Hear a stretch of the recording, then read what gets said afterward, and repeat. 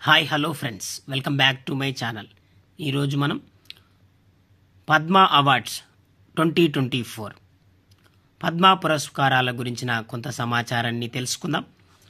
గణతంత్ర దినోత్సవ వేళ కేంద్ర ప్రభుత్వం పద్మా అవార్డులను ప్రకటించింది. ఈ పద్మా అవార్డులను 1954 జనవరి 2 నుంచి ఇస్తున్నారు. 2024 సంవత్సరానికి గాను ఈ పద్మ పురస్కారాలను కేంద్ర ప్రభుత్వం ప్రకటించింది. పద్మ విభూషణ్ 5 మందికి, పద్మభూషణ్ 17 మందికి, పద్మశ్రీ 110 మందికి, మొత్తంగా 132 మందికి పద్మ పురస్కారాలను కేంద్రం ప్రకటించింది. వీరిలో 30 మంది మహిళలు, 8 మంది విదేశీయులు ఉన్నారు. 9 మందికి మరణానంతరం ఈ గౌరవం దక్కింది. తెలంగాణ నుంచి 5గురికి పద్మశ్రీ, అలాగే ఆంధ్రప్రదేశ్ నుంచి 1కి లభించింది. ఈ ఏడాది తెలంగాణకు 5 పద్మశ్రీ పురస్కారాలు దక్కాయి. అలాగే ఆంధ్రప్రదేశ్కు 2 పద్మ విభూషణ్లతో పాటు 1 పద్మశ్రీ లభించాయి. దీంతో ఇప్పటి వరకు తెలంగాణ నుంచి 168 మందికి, ఏపీ నుంచి 103 మందికి పద్మ పురస్కారాలు లభించినట్లయింది. తాజా అవార్డులతో కలిపి ఇప్పటి వరకు తెలంగాణ నుంచి 14 మందికి పద్మవిభూషణ్, 34 మందికి పద్మభూషణ్, 120 మందికి పద్మశ్రీలు లభించాయి.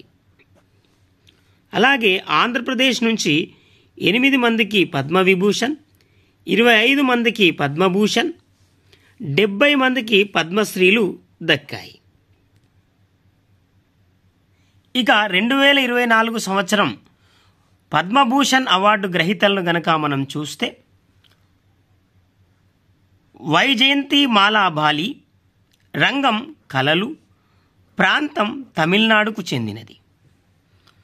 కొనిదెల చిరంజీవి, రంగం కళలు, ఆంధ్రప్రదేశ్కు చెందినవారు. అలాగే వెంకయ్య నాయుడు, రంగం ప్రజా సంబంధాలు, ఆంధ్రప్రదేశ్కు చెందినవారు. బిందేశ్వర్ పాఠక్, రంగం సామాజిక సేవ, బీహార్కు చెందినవారు.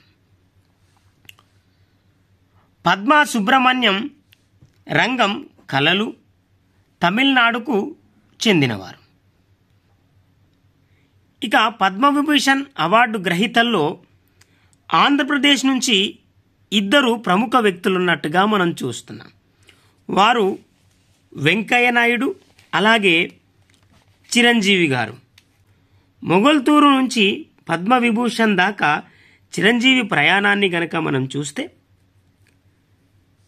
చిరంజీవి కీర్తి కిరీటంలో మరో కిలికితి రాయి చేరింది అని చెప్పవచ్చు. భారత ప్రభుత్వం అందించే 2వ అత్యున్నత పురస్కారం పద్మవిభూషణ్కి ఎంపికయ్యారు. అక్కినేని నాగేశ్వరరావు, ప్రముఖ గాయకుడు బాలసుబ్రహ్మణ్యం తర్వాత ఈ పురస్కారాన్ని అందుకున్న 3వ వ్యక్తి. 1978లో వచ్చిన పునాది రాళ్లతో చిరంజీవి తన నట జీవితాన్ని ప్రారంభించారు. సుదీర్ఘ సినీ ప్రస్థానంలో కమర్షియల్ సినిమాకు కొత్త భాష్యం చెప్తూ సంచలన విజయాలతో ఎన్నో అవార్డులు సొంతం చేసుకున్నారు. 47 సినిమాలు 100 రోజులు ఆడాయంటే ప్రేక్ష హృదయాల్లో ఆయన స్థానం ఎంత గొప్పదో చెప్పక్కర్లేదు. ప్రస్తుతం దర్శకుడు వశిష్ఠతో కలిసి చేస్తున్న విశ్వంబర చిరంజీవికి 156వ సినిమా. 2006లో ఆంధ్ర యూనివర్సిటీ చిరంజీవికి గౌరవ డాక్టరేట్ను ప్రకటించింది. ఇంకా ఆయన ఖాతాలో రఘుపతి వెంకయ్య పురస్కారం, 3 నంది అవార్డులు, 9 ఫిలింఫేర్ అవార్డులు ఉన్నాయి. ప్రజారాజ్యం పార్టీ స్థాపించి కాంగ్రెస్లో విలీనం చేశారు. కేంద్ర మంత్రిగా కూడా సేవలందించారు.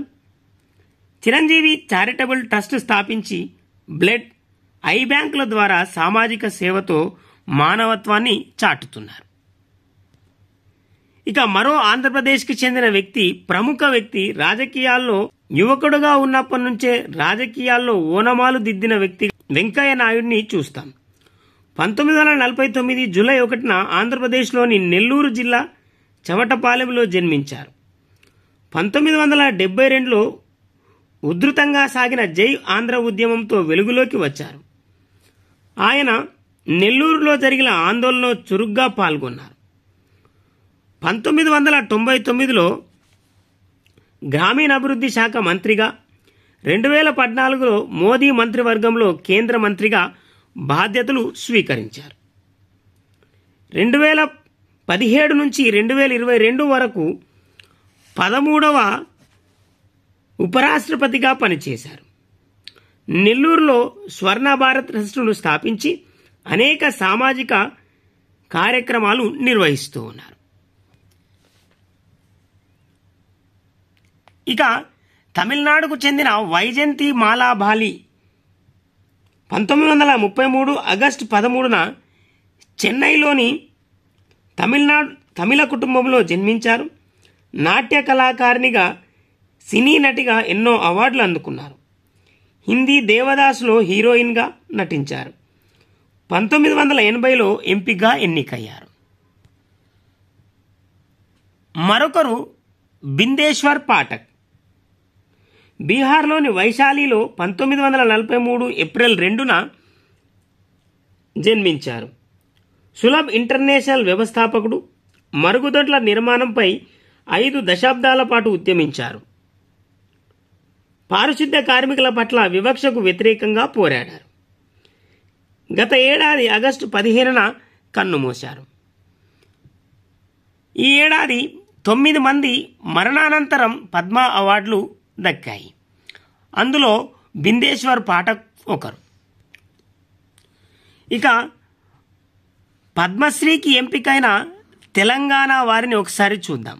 పద్మశ్రీకి ఎంపికైన తెలంగాణ వారు: వేలు ఆనందాచారి కళలు, అద్భుత శిల్పకళ, దాసరి కొండప్ప కళల విభాగం, బుర్రవీణతో జ్ఞానతత్వ గీతాలు పాడతారు. గడ్డం సమ్మయ్య కళలు, 19,000 ప్రదర్శనలు చేశాడు. కేతావత్ సోమ్లాల్ సాహిత్యం విద్య, బంజారా భాషలో భగవద్గీత సృష్టికర్త అని చెప్తారు. కూరెళ్ళ విఠలాచార్య పుస్తక భాండాగార సృష్టి. ఇక ఆంధ్రప్రదేశ్కి చెందిన ఉమామహేశ్వరికి కూడా పద్మశ్రీ పురస్కారం లభించింది. వేలు ఆనందాచారి ఏపీలోని చిత్తూరు జిల్లా వెన్నంపల్లిలో 1952లో పుట్టిన ఆనందాచారి వేలు హైదరాబాద్లో స్థిరపడ్డారు. 2010లో పదవీ విరమణ చేసిన అనంతరం శ్రీశైల దేవస్థానంలో సంస్థాన అధిపతిగా ఉన్నారు. 2015లో మొదలైన యాదాద్రి దేవాలయ పునర్నిర్మాణ కార్యక్రమంలో ఈయన్ను యాదాద్రి ఆలయ అభివృద్ధి ప్రాధికార సంస్థ ప్రతినిధిగా నియమించింది. టీవీ, రేడియోల్లో వేలు అనేక శిల్పకళా ప్రసంగాలు చేశారు. పొట్టి శ్రీరాములు తెలుగు విశ్వవిద్యాలయం ఈయన ప్రతిభను గుర్తించి 2017లో శిల్పకళ విభాగంలో ప్రతిభా పురస్కారం అందజేసింది. మరొకరు దాసరి కొండయ్య. బుర్రవీణ వాయిద్య కళాకారుడు దాసరి కొండప్ప స్వస్థలం నారాయణపేట జిల్లా దామరగిద్ద.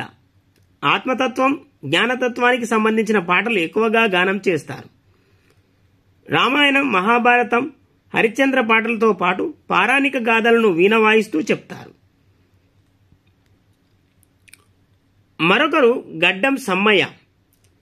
చిందు యక్షగానంలో పేరొందిన గడ్డం సమ్మయ్య స్వస్థలం జనగామ జిల్లా దేవురుప్పల మండలం అప్పిరెడ్డిపల్లి. నిరుపేద కుటుంబంలో పుట్టిన ఈయన తన తండ్రి రామస్వామి నుంచే కళను పుణికిపుచ్చుకున్నారు. 5వ తరగతి వరకు చదివిన సమ్మయ్య తన 12వ ఏట నుంచే రంగస్థల వేదికపై రకరకాల పాత్రలు వేస్తూ యక్షగాన కళను ప్రదర్శిస్తూ ఉన్నారు. 5 దశాబ్దాలుగా 19,000కు పైగా ప్రదర్శనలు ఇచ్చారు. చిందు యక్షగానంలో పౌరాణిక కథలతో పాటు పలు సామాజిక అంశాలపై ప్రజల్లో ప్రచారం చేశారు. మరొకరు కేతావత్ సోమ్లాల్. బంజారా భాషలో భగవద్గీత సృష్టికర్త.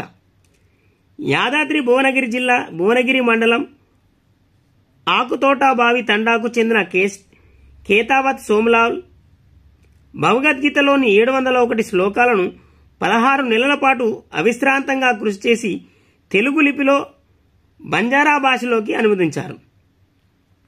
ఎస్బీఐలో పనిచేస్తూ పదవీ విరమణ చేసిన ఈయన బంజారా జాతి జాగృతి కోసం 200కి పైగా పాటలు రాశారు. జనగామ హాస్టల్లో ఉంటూ చదివేటప్పుడు పక్కనే ఉన్న గుడిలో నుంచి రోజు ఉదయాన్నే లౌడ్ స్పీకర్లో వచ్చే భగవద్గీతను వినేవాడినని, అప్పటినుంచే తన జాతికి ప్రజలకు దీనిని అర్థమయ్యే విధంగా చెప్పాలనే ఆశయం మొదలైంటు అని ఆయన చెప్పారు. గీత అనువాదం 1989లోనే పూర్తయిన అది అచ్చవడానికి సుమారు 35 ఏళ్లు నిరీక్షించాల్సి వచ్చింది అని ఆయన తెలిపారు. 2014లో ఈయన రచించిన గ్రంథాన్ని తిరుమల తిరుపతి దేవస్థానం ప్రచురించింది. మరొకరు కూరెళ్ల విఠలాచార్య. యాదాద్రి భువనగిరి జిల్లా రామన్నపేట మండలం వెల్లంకిలో పుట్టిన కూరెళ్ల విఠలాచార్య మధుర కవి. 2014లో తన ఇంటినే గ్రంథాలయంగా చేసి 5,000 పుస్తకాలతో పుస్తక భండాగారాన్ని స్థాపించారు. ప్రస్తుతం అందులో 2 లక్షల పైగా గ్రంథాలు ఉన్నాయి. ఎంతోమంది విద్యార్థులకు, నిరుద్యోగులకు, పరిశోధకులకు ఈ గ్రంథాలు ఉపయుక్తంగా మారాయి. ఇక్కడ పుస్తకాల విశిష్టత తీరును మనం గమనించవచ్చు. ఆయన చేస్తున్న కృషిని ఇటీవలే ప్రధాని మోడీ తన మన్ కీ బాత్లో ప్రస్తావించి అభినందించారు. ఉమ్మడి నల్గొండ జిల్లాలోని సుమారు 20 గ్రామాల్లో యువకులు స్వచ్ఛందంగా గ్రంథాలయాలను నిర్వహిస్తున్నారు. 2018లో పొట్టి శ్రీరాములు తెలుగు విశ్వవిద్యాలయం నుంచి విశిష్ట పురస్కారం అందుకున్నారు. 2019లో తెలంగాణ ప్రభుత్వం ఆయన్ను ప్రతిష్టాత్మక దాశరథి పురస్కారంతో సత్కరించింది. ఇక చివరిగా ఆంధ్రప్రదేశ్కి చెందిన ఉమామహేశ్వరికి కూడా పద్మశ్రీ పురస్కారం లభించింది. హరికథ అంటే ప్రాణం. చిన్నతనంలో సరదాగా వినేందుకు వెళ్లి తాను నేర్చుకుని అంచెలంచెలుగా ఎదిగి జాతీయ స్థాయి కళాకారిణిగా గుర్తింపు తెచ్చుకున్నారు ఉమామహేశ్వరి. మనం మొదట్లోనే చూసాం, ఈ సంవత్సరం పద్మవిభూషణ్ 5 మందికి, పద్మభూషణ్ 17 మందికి, పద్మశ్రీ 110 మందికి, మొత్తం 132 మందికి ఈ పురస్కారాలను ప్రకటించారు. దాంట్లో పద్మవిభూషణ్ భాగంలో వైజయంతి మాలాబాలి, కొనిదెల చిరంజీవి, ఎం వెంకయ్యనాయుడు, బిందేశ్వర్ పాఠక్, పద్మా సుబ్రహ్మణ్యం. ఇక పద్మశ్రీ పొందిన తెలంగాణ వారు వేలు ఆనందాచారి, దాసరి కొండప్ప, గడ్డం సమ్మయ్య, కేతావత్ సోమ్లాల్, కూరెళ్ల విఠలాచార్య. ఆంధ్రప్రదేశ్కి చెందిన ఉమామహేశ్వరికి కూడా పద్మశ్రీ పురస్కారం లభించింది. పద్మభూషణ్ 17 మందికి ప్రకటించినట్టుగా మనం చూస్తాం. ఎం ఫాతిమా బీవి, అర్మస్ జిఎన్ కామా, మిథున్ చక్రవర్తి, సీతారాం జిందల్, యోంగ్లు, అశ్విన్ బాలాచంద్ మొహతా, సత్యభర్త ముఖర్జీ, రామ్ నాయక్, తేజస్ మధుసూదన్ పటేల్, ఒలిచేరి రాజగోపాల్, దత్తాత్రేయ అంబదాస్, తోగ్డాన్ రింపోచ్, చంద్రేశ్వర్ ప్రసాద్ ఠాకూర్, ఉషా ఉతప్, విజయకాంత్, కుందన్ వ్యాస్, ప్యారేలాల్ శర్మ, ఇలా 17 మందికి పద్మభూషణ్ అవార్డును ప్రకటించింది. ఇది ఫ్రెండ్స్ 2024 పద్మ పురస్కారాల గురించిన కొంత సమాచారం. ఈ ఛానల్ మీకు యూస్ఫుల్గా ఉందని నేను భావిస్తున్నాను. లైక్ చేయండి, షేర్ చేయండి, అలాగే సబ్స్క్రైబ్ చేస్తారని ఆశిస్తూ ఉన్నాను. Thank you very much.